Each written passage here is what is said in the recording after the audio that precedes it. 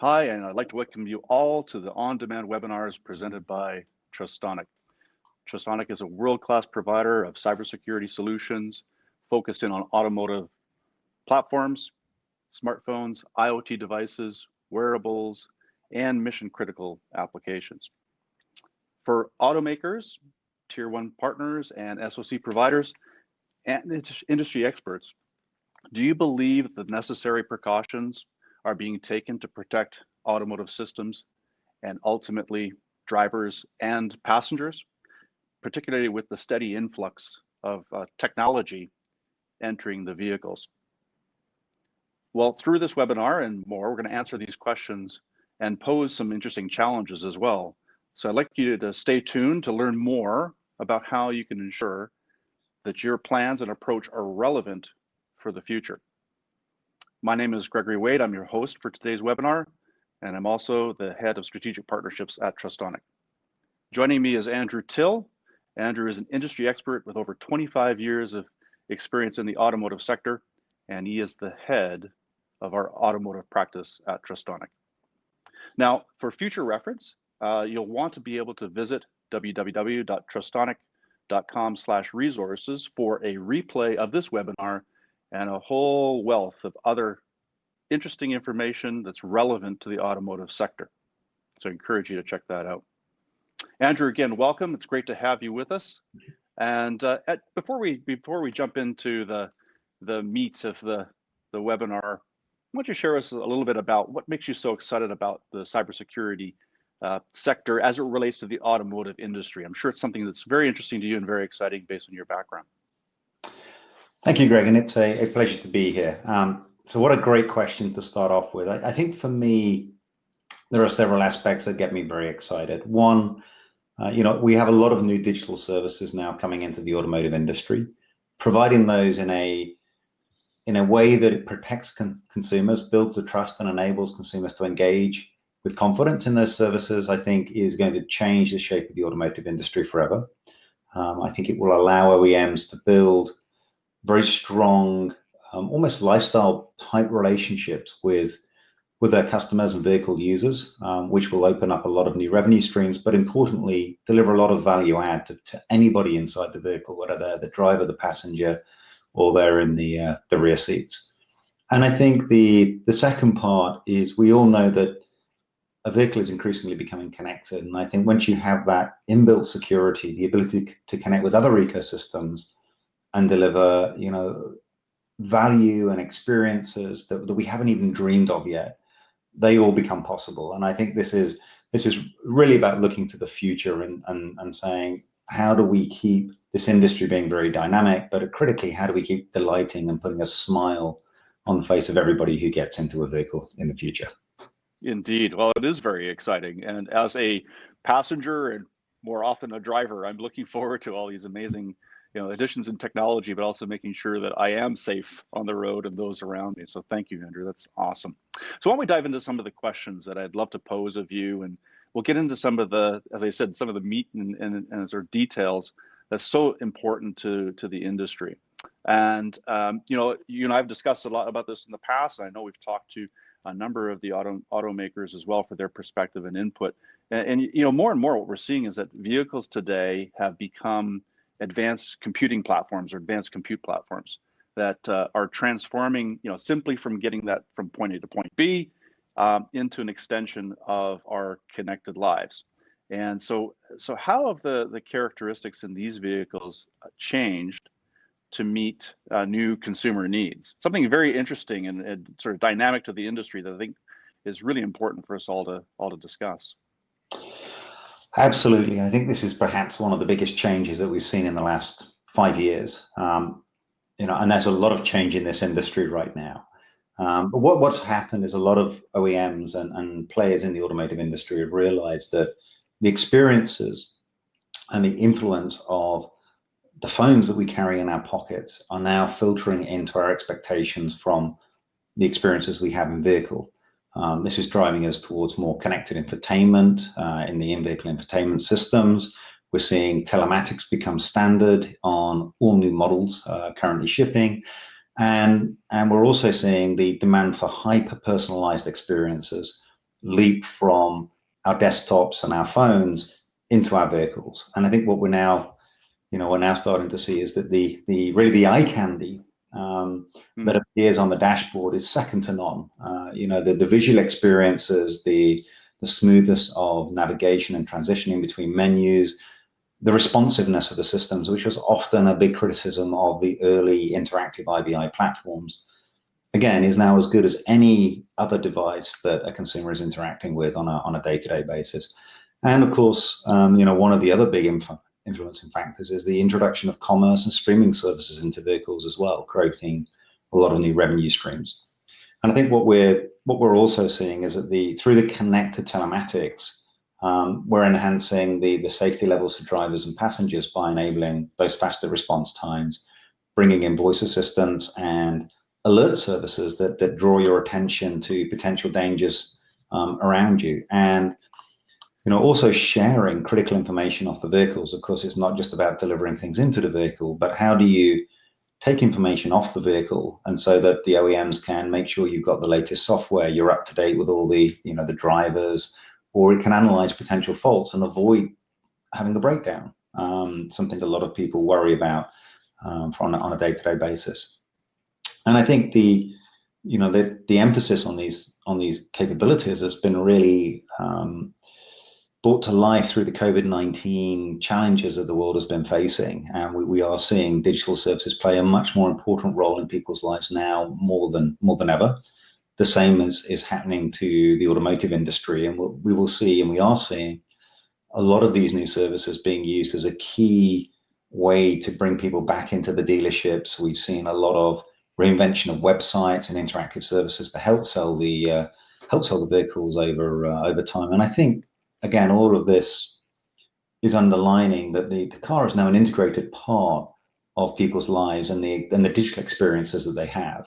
And it's really leading us to a point where the OEMs are doing their part, as well as phone vendors and other consumer electronics providers, to make life frictionless when you're using these services. So it is a tremendously exciting time, and I think one that is really changing what people expect from a vehicle moving forwards. Excellent. Well, I have over 30 years of experience in the technology sector, and I know about 10 years ago, we used to talk about the last mile or the last kilometer being the vehicle as it related to the extension of services and applications in mobility. And obviously, more and more, it's becoming a reality today. So it is definitely an exciting space. And I'm really glad that you're sharing your insights and perspective with us on this very important issue and opportunity, quite frankly. So what I thought we would do is we'd transition to another really important question, Andrew. And I posed this question at the beginning of the webinar as well, in that really to incite this perspective that is all wrapped around, are the automakers or the OEMs taking the necessary and correct precautions to protect their automotive systems and ultimately customers, drivers, and passengers with the steady influx of technology entering the vehicle? It's a big question, and I'd love your perspective on this. And as you are so in touch with leadership today, and the individuals and organizations that are making these decisions, these important decisions, what's your take on the preparedness around precautions and making sure these systems are well established to protect customers, drivers, and passengers?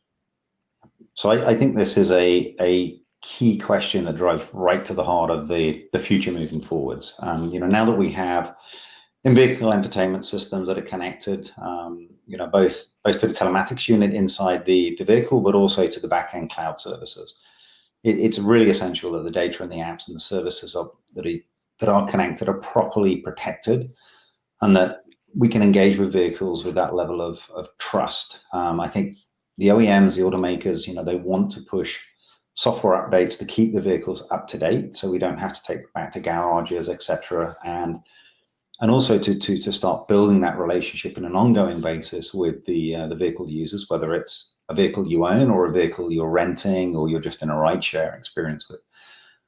But of course, when you start pushing new software and adding more functionality into any device, not just a car or a truck or a lorry, you do unfortunately create typically new entry points for hackers. And we saw at the end of last year that unfortunately that was a tipping point where we went from the majority of hacks being white hat based to being black hat based. So this is now a critical issue. And I think it's therefore important that the connected car systems are both hardware backed and upgradable. And when we talk about being hardware backed, that root of trust for the vehicle is right down there at the chipset level. At the lowest possible level, and then built on top of and all the way up through every layer of software inside the vehicle. And this then allows us to make sure that we can, verify and attest that the interaction between the vehicle and the world around it is valid, and that it's connecting to or is being connected with the things that it believes it is connecting to. It might sound very simple, but it's extremely important. And that means that when we do push the updates and you send new software down to the vehicles, that it's coming from the server that it should be coming from, that it is the software update that you were expecting, and you can do that reliably and critically make sure that after those software updates have been delivered and installed, that everything is working exactly as you would expect.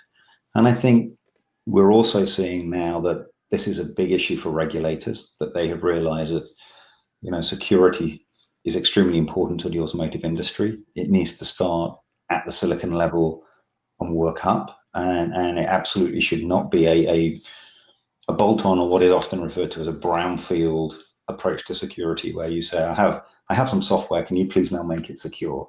Right. As opposed to designing that security in from the beginning. And it is a different mindset, it's a different philosophy, but I think for the future of this industry and building that confidence, I often talk about, you keeping people digitally safe in the same way that we keep them physically safe. And we will see consumers become very aware of their digital protection in the same way that they are aware of, does the vehicle have side impact crash protection bars? Does it have airbags, etc.? So I think extremely important. I think the recognition across the industry is growing. And as I mentioned, there are various industry legislations and regulations coming in over the next couple of years that will also require any new vehicle to be safe by design. Well, I think it's that concept, right, which is the safe by design, and I think about security at core. And these are terminologies that you certainly share with the industry, and I think it's really important that folks recognize that core differentiation. So Andrew, what do automakers, what do the OEMs have to do to ensure that optimum level of safety for customers, for passengers and drivers in their vehicles? From your perspective, your experience, what do they have to do? It's such an important question to be able to answer and to be able to provide some guidance on. Absolutely, Greg. And this links back to the previous question. And it's back to that phrase, it's security by design. That there is I think now a growing understanding that the security framework just is part of your quality framework. It's part of your design frameworks. It's not something that you pass to a team in a dark room somewhere in a remote lab inside the organization, but the security experts are there at the beginning of that new model design process. And we're also seeing, I'm going to talk about some of the regulations for a moment, but the World Forum for Harmonization of Vehicle Regulations are coming out with a new framework, which is commonly known as UNECE WP29. That will come into effect here in Europe in mid-2022.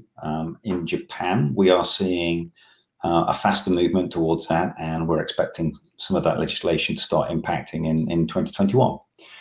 And the core of that legislation is that it requires security to be built into the vehicle and active monitoring of the fleet. And when we say fleet, we mean all cars, all trucks, etc., that are on the road, and monitoring for emerging threats, for attacks taking place, and to be able to mitigate the potential of cyber attacks along the entire value chain. So this is it's a major shift in mindset towards secure by design.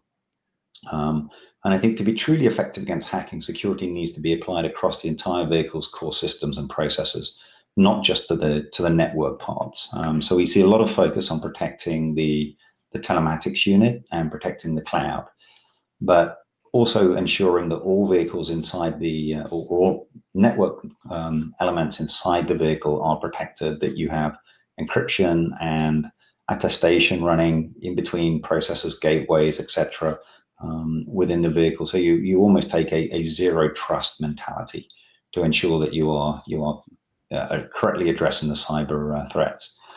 And I think, obviously we're talking today about connected vehicles, but in the near future, we're going to have vehicle to everything connectivity, vehicle to vehicle, vehicle to infrastructure, etc., ADAS and autonomous systems that will all be bringing in key new technologies in the next few years. And it will be, again, imperative that through secure by design, that any user of a vehicle has the utmost confidence in the protection that they are receiving from the OEM or all the suppliers into that vehicle, so that not just that they are physically safe again, but they are digitally safe. Their data, their credit card information, their service use history, etc., is all being protected.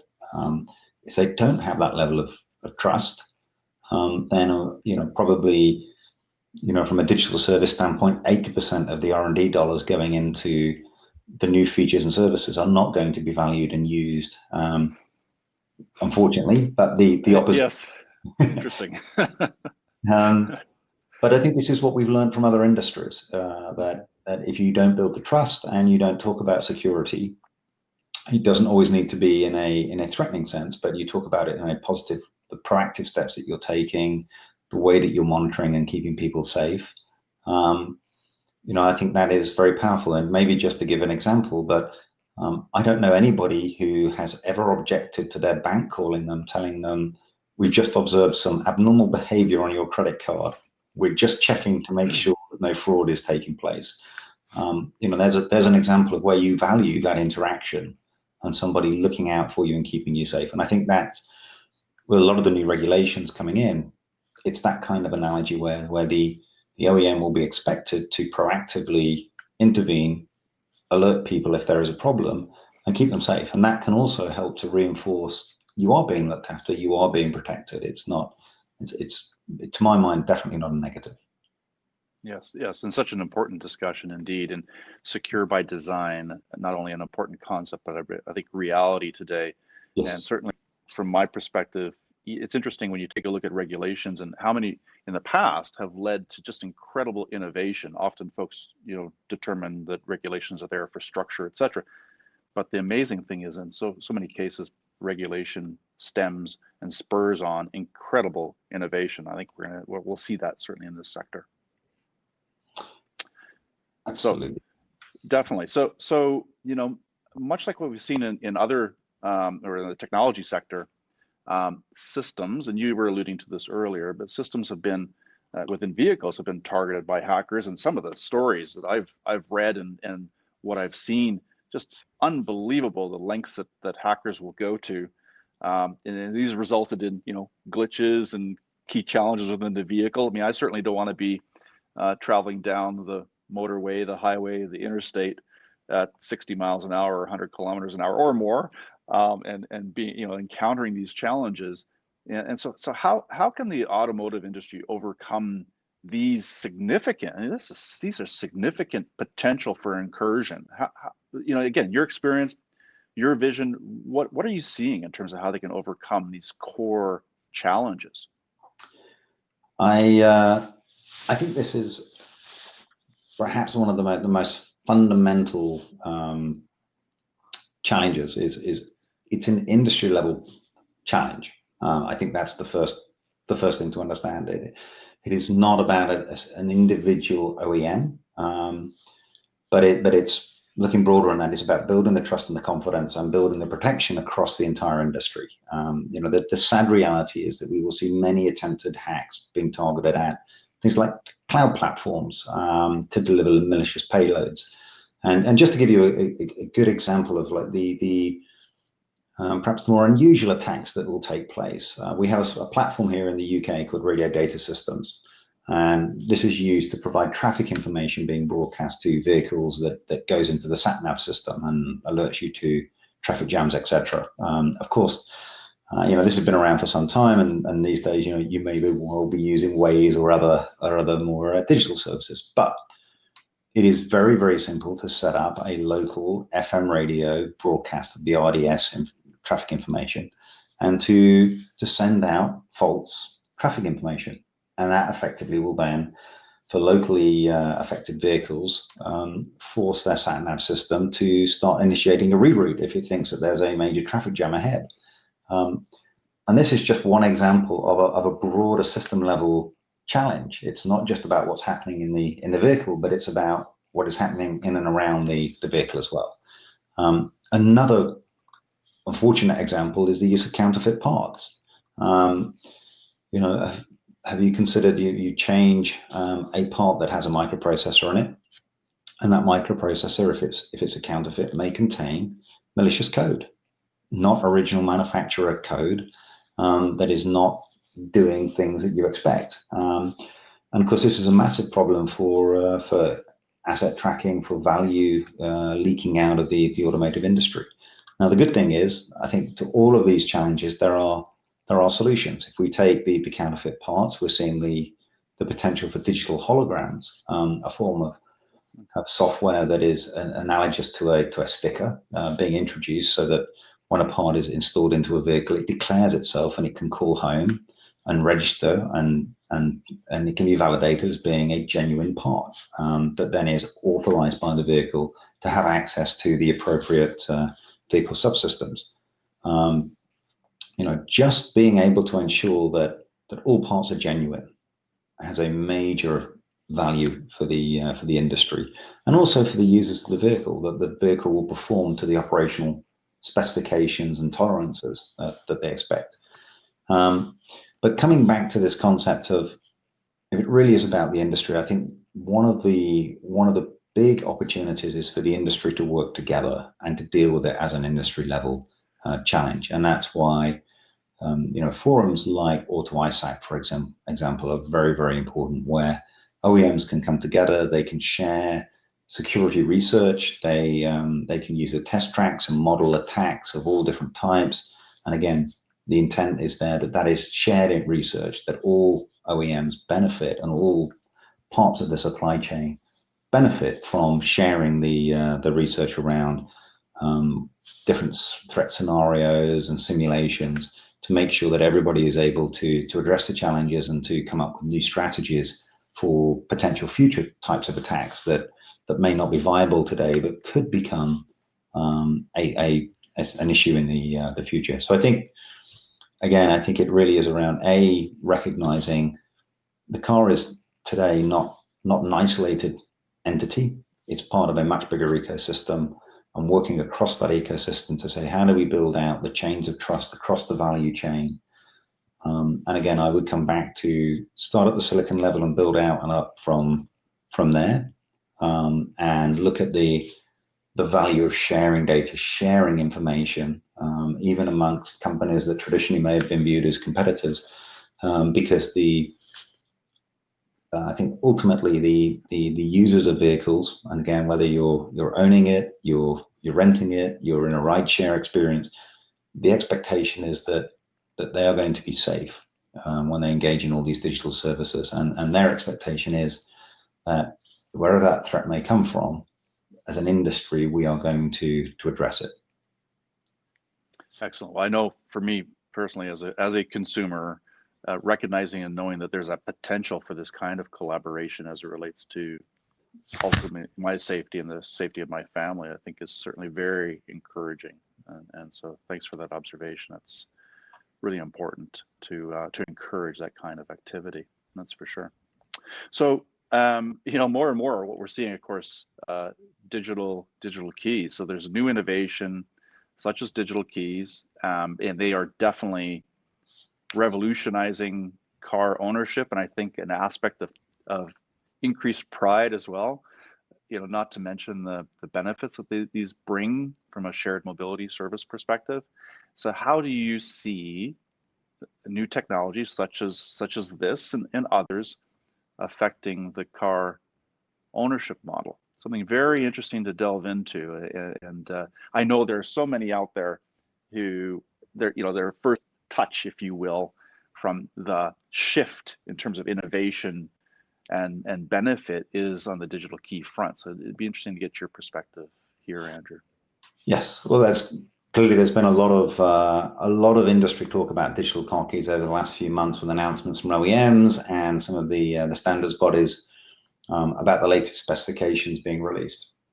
And I think what we will see is a wide range of new use cases being opened up. For example, just imagine a delivery worker is able. You can share the digital car key with them, and they're able to access your vehicle, put your package in the trunk of your car, and lock it again and leave it all nice and safe and secure. And just the hassle that saves you as an individual from having to be at a certain place at a certain time, etc.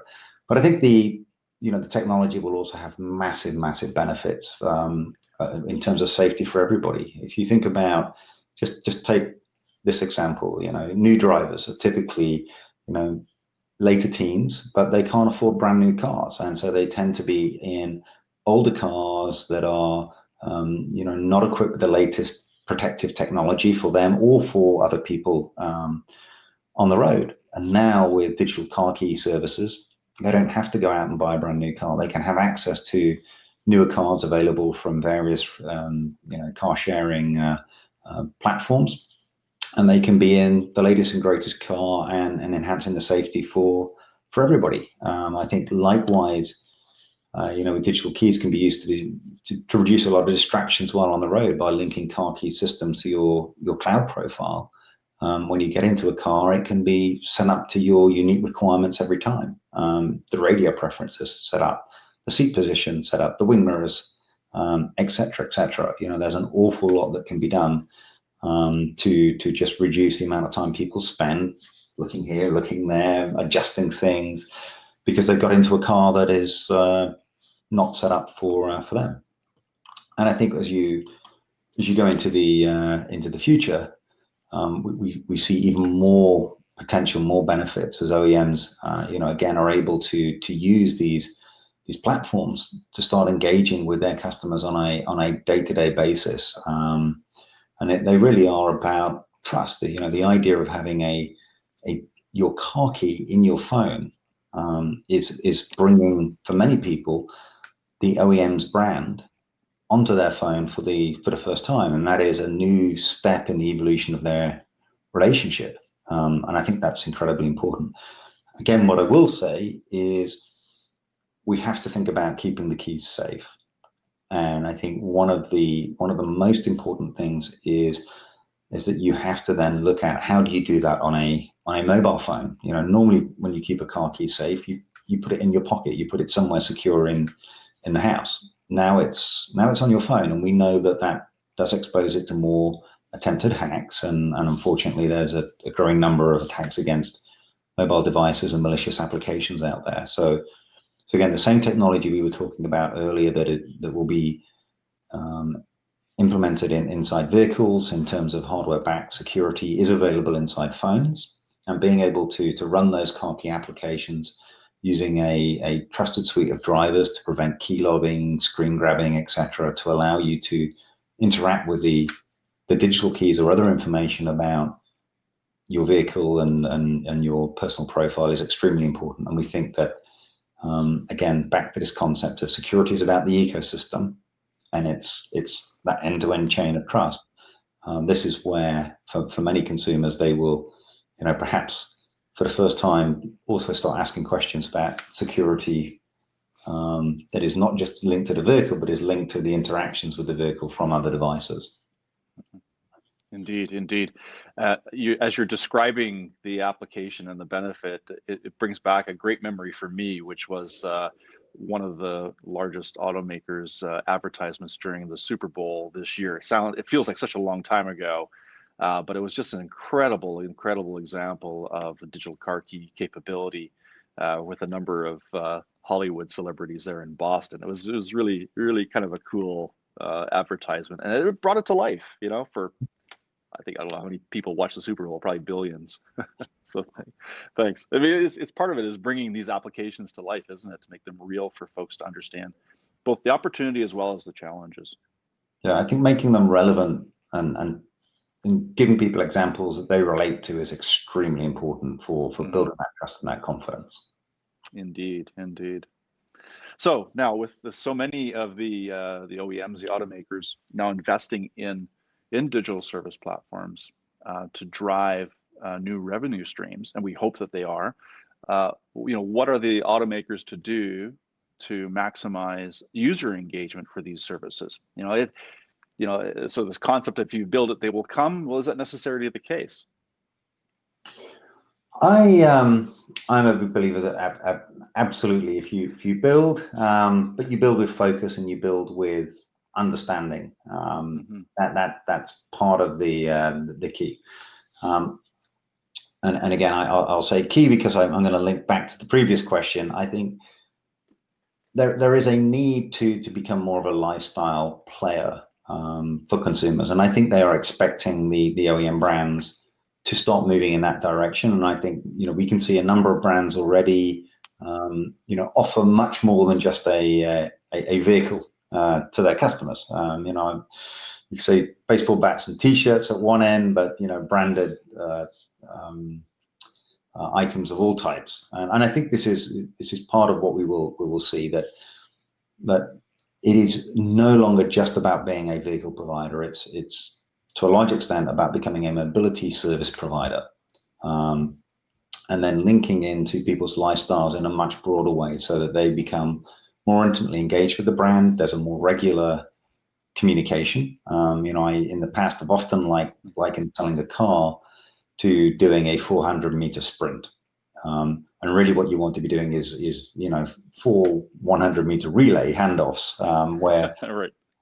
where you're just guiding somebody from one vehicle to the next as they're ready for that next evolution. And I think again, as the vehicles become connected, your ability to learn about your customers and then understand when and how it's appropriate to engage with them is significantly enhanced. So let me just give you one example.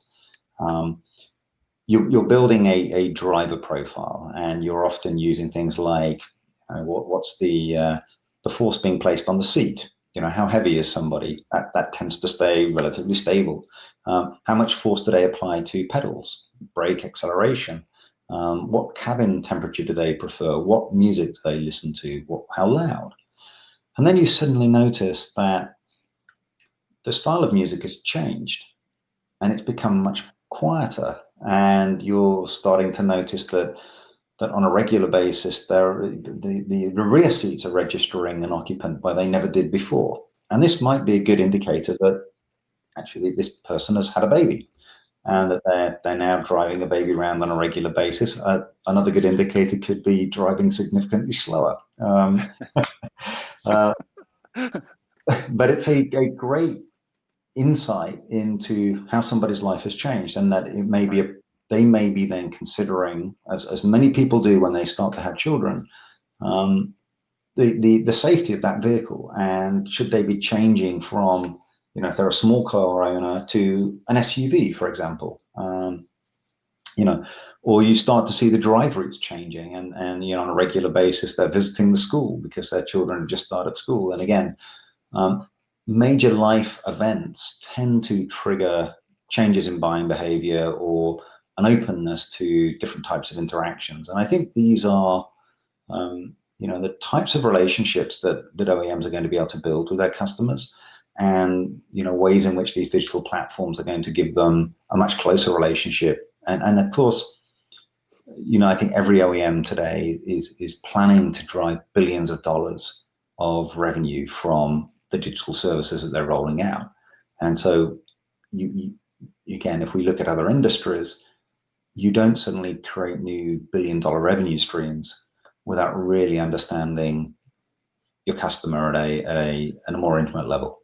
And of course, what we haven't touched on here, and is that traditionally the relationship with the consumer is not directly with the OEM, it is with the dealership, it's with the distribution chain. And so this is, again, it's a major shift, and I think a very positive shift, because not only will the OEMs learn more about the customers, but the customers will have direct channels to give feedback to the OEMs about what they want, what they're looking for in the future, what drives their loyalty. And of course, there's an awful lot of market research that takes place, but that doesn't supplement or it doesn't replace the need and the value of having that direct touch engagement on a regular basis.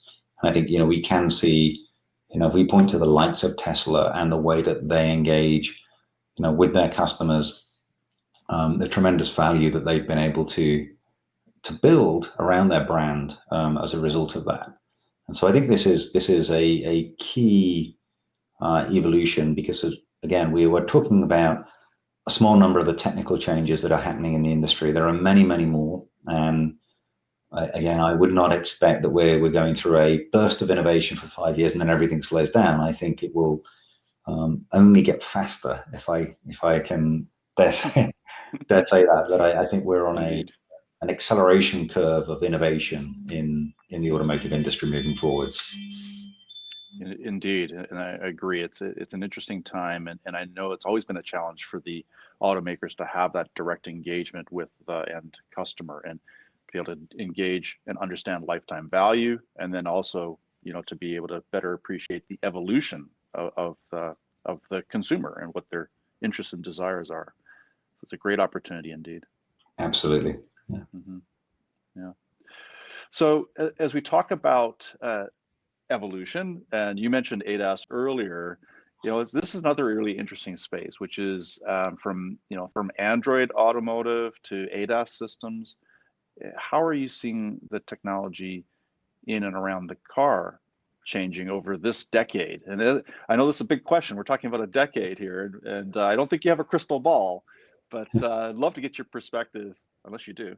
I'd love to get your perspective on the shifts here. And I mean, this is such an amazing space, interesting space. It is, and I think this is again going to be very, very exciting times as we move forwards. I think the first thing that I would say is the roads will simply be safer as a result of all this technology. I think we're already seeing that where level 2 ADAS or autonomous technology has been introduced, that the number of deaths per million miles driven has declined. I think we've seen other benefits as well, which are links to electric technology and the impact on the environment that has. And I think interestingly, what we've seen over the last few months with the COVID lockdowns around the world is how quickly the air and the environment reacts to those changes. And I think that's something that everybody has seen as a benefit from the lockdowns of being able to walk outside and just having clean air to breathe. Around the world, not just in one or two countries, but pretty much in every country. So I think we, in a strange way, we started to see a little glimpse into the future from some of these technologies. But I think we're also seeing, a big focus by OEMs now on reduction of congestion, reduction of pollution, and critically reduction of injuries and deaths. And you've got manufacturers like Volvo out there who for a long time have been talking about 0 deaths on road, bringing in, other technologies to interact with the world around them and also manage speed limits and have speed limit warning sounds inside the vehicle if you are exceeding the speed limit, which of course Volvo drivers, I'm sure, do not do. Yes. But I think then we get on to, as the roads become safer from that side, that will encourage, the multi-use aspects of roads. So more people cycling because they feel safer, more people using motorbikes because again they feel safer as the cars are able to detect objects and people around them and take avoidance actions to reduce those what would have otherwise been potentially nasty accidents. I think other things that we will see are just sequencing chains of events. So take park and ride schemes as a great example. For cars to be able to signal that they want to use that scheme, but they're 5 minutes away, and for the buses to understand if we delay pulling away for 5 minutes, we can get another 15 people on, from 7 different cars that are arriving, and having everything linked up, being able to manage the capacity for the overall transport network, I think is extremely exciting, because let's face it, none of us like sitting in traffic jams, and the frustration that it brings when you can't get to where you want at the time you wanted to arrive. Which leads me on to another thing. I think health and mood management is going to become a very, very big topic, and that might sound strange when we talk about cars, but as we deploy more sensors, not only around the car but inside the cars as well, we'll be able to unlock a lot of innovative new use cases. So let's take health, and a good example here. Just think about those microphones that are normally used for interaction with a digital agent, or for your Bluetooth when you're making a call from the car. Now imagine that they're listening to your heart, and they're listening to the blood flow inside your veins, and they're able to detect if you have a potential issue of blocked veins, or you have an irregular heartbeat, or something along these lines, which absolutely feasible with the fidelity and the quality of the microphones that are going in today. Likewise, cameras and monitoring driver cognition, so that you are able to understand when it's appropriate to do handovers from an autonomous technology to driver control. But now take it one step further, and the same cameras could monitor your limbal rings inside your eyes, which are one of the best indicators of your overall state of health. And again, give you a warning if the system detects that there's a potential risk to your health. Likewise, cabin lighting.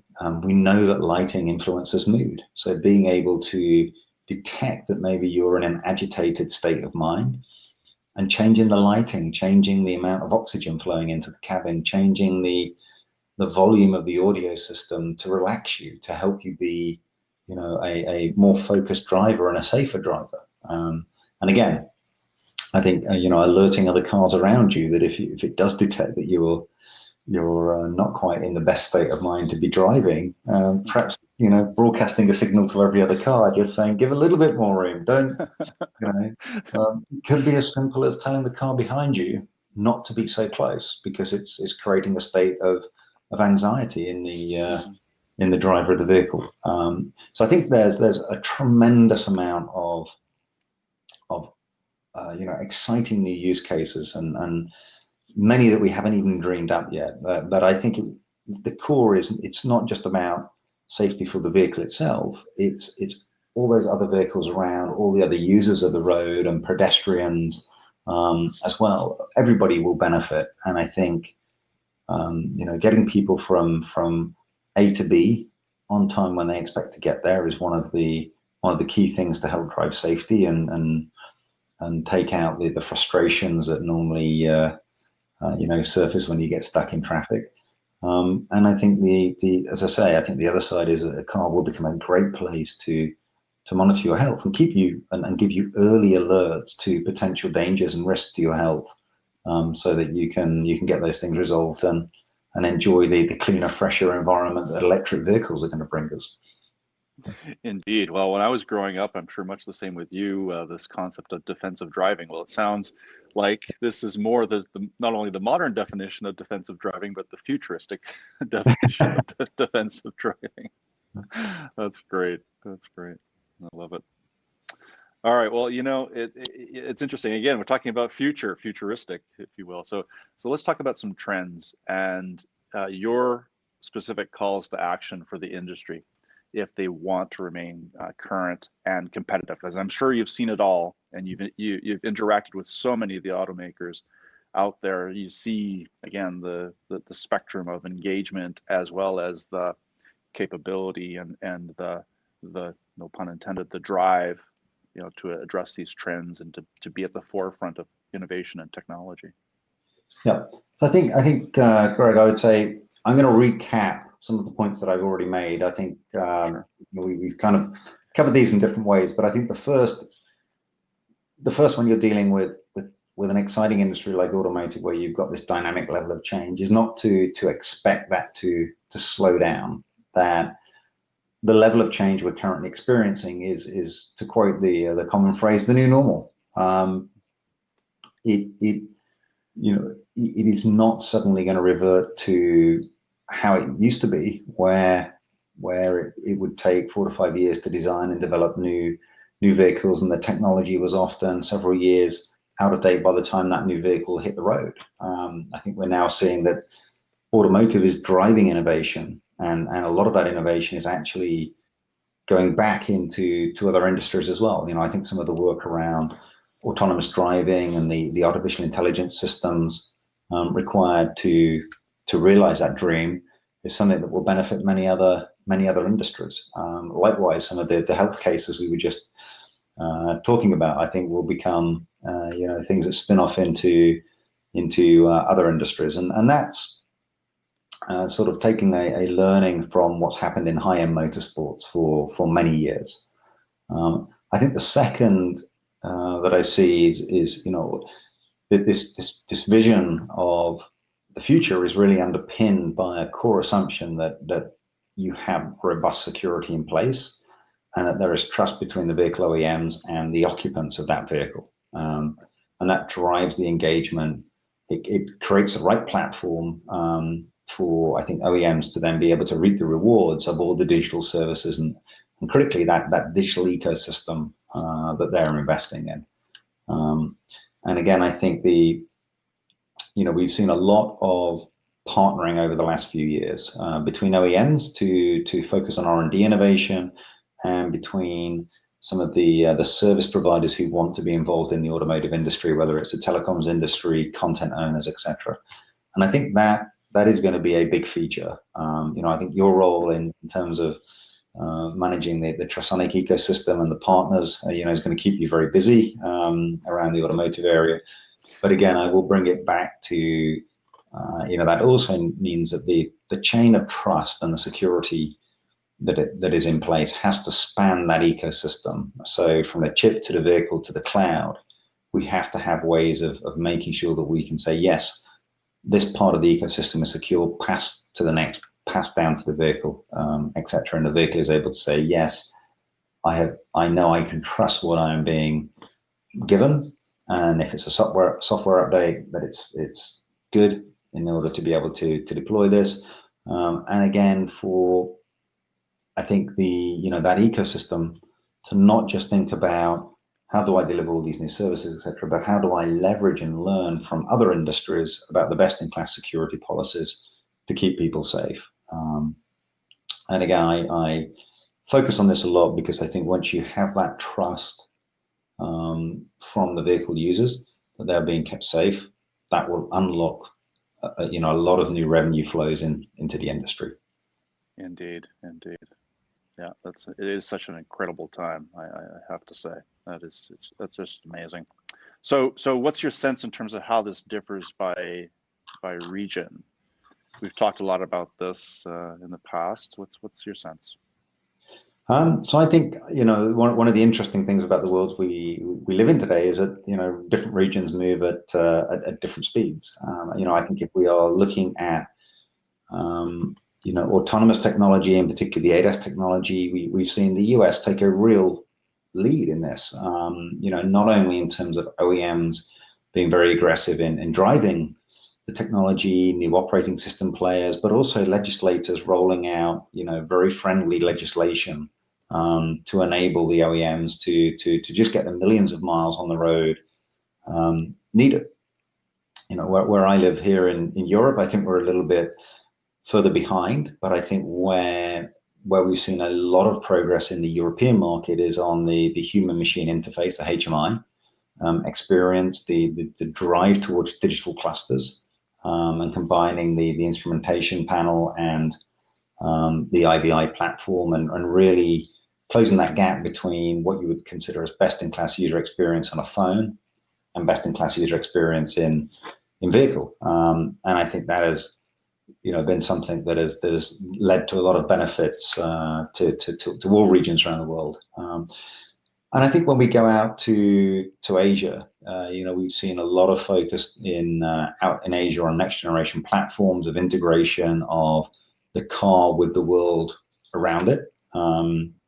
China has a wealth of players emerging that are doing some very, very interesting, very advanced platforms and integration of digital agents and vehicle to infrastructure technology, which is very, very exciting. I think when we move to places like Korea and Japan, interestingly, we see a lot of focus on electrification and innovations in some of the smaller vehicles driven by availability of parking spaces. It is like Tokyo, but I think particularly in Korea and Japan, we've seen some of the local players take a very different approach to some of the technologies that they're adopting, and again, when you look at that HMI challenge and the different types of character sets for languages there, it's leading to a different range of innovation and some of the services that they're focused on. One of the things I've always loved is when I go to Japan,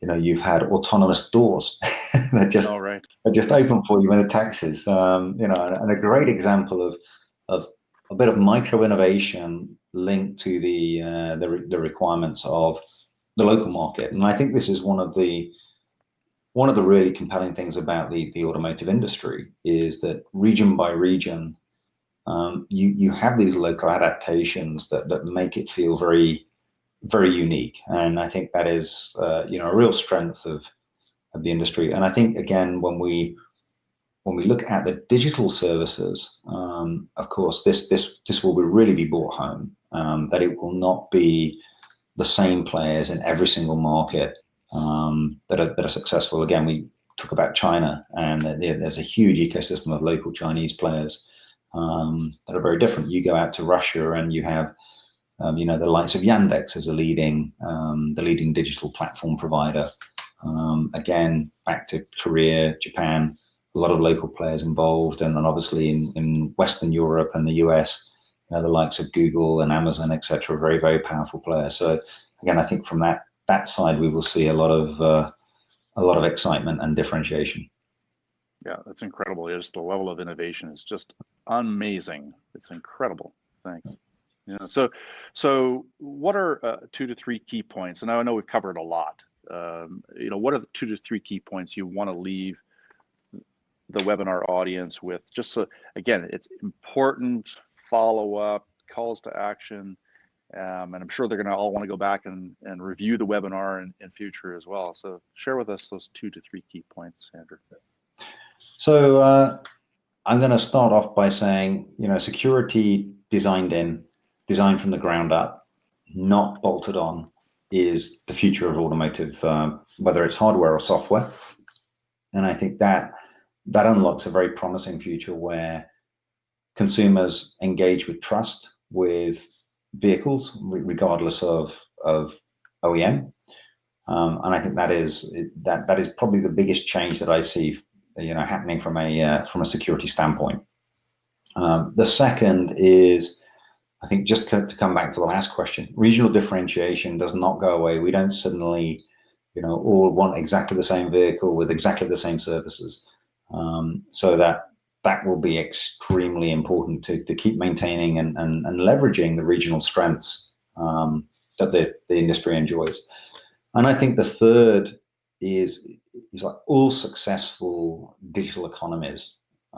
It is about an ecosystem and building an ecosystem at all levels. And again, whether that is the sharing of security data to build an ecosystem around how as an industry we protect customers, or it is being able to bring the latest and greatest innovation of streaming media content into real estate entertainment, it will be about ecosystems. They will be extremely important. And this again is a very new, but also a very exciting development for the automotive industry. Indeed, very exciting. And I think that's that drive to innovation and recognizing what is possible, but then also having that big picture view, as you've shared, to the incredible opportunities ahead. Indeed, indeed. So Andrew, I want to thank you. This has been an exciting time for me to share the opportunity to discuss the sector with you. You have such amazing background and experience. Before I move to close, just any closing comments or statements that you'd like to share with those who are enjoying this webinar? So maybe if I do a little plug, Greg, but I do recognize from my time in the industry that security is for many people a very daunting issue. Obviously, we at Trustonic play a role in helping to protect the vehicles, and people should just feel free to give us a call and talk about what it is they're concerned about, or new things that they have on their mind. I think I can't stress enough that I view robust security as the foundation of trust, and I think building that foundation of trust opens up the next generation revenue streams and service adoption that the industry is banking on. Indeed. Thank you so much. It's just been an incredible time with you, Andrew, and thanks for your insight and your perspective. And for those who are enjoying the webinar, please do check out for more details in terms of this webinar. You'll actually be able to access it in future at trustonic.com/resources. And of course, you'll see here in front of you as well, if you have any questions, you want to delve further into secure automotive solutions, please do go or email us at inquiries@trustonic.com, and of course our website, trustonic.com. I would also encourage those who are on social media to take the opportunity to like, comment, and share. I think the important aspect is sharing this material as well out into the community, as Andrew has indicated. The more that there's a level of collaboration across the industry, I think the better we all are from an innovation perspective, as well as being able to focus in on the importance of making sure that our consumers, drivers, passengers, are secure in the vehicle. So with that, I'd like to thank you all again for joining us for our on-demand webinars. I'm Gregory Wade, and all the best to you, and all the best to you in the automotive sector. Thank you so much. Thanks, Andrew. Thank you, Greg. Thank you.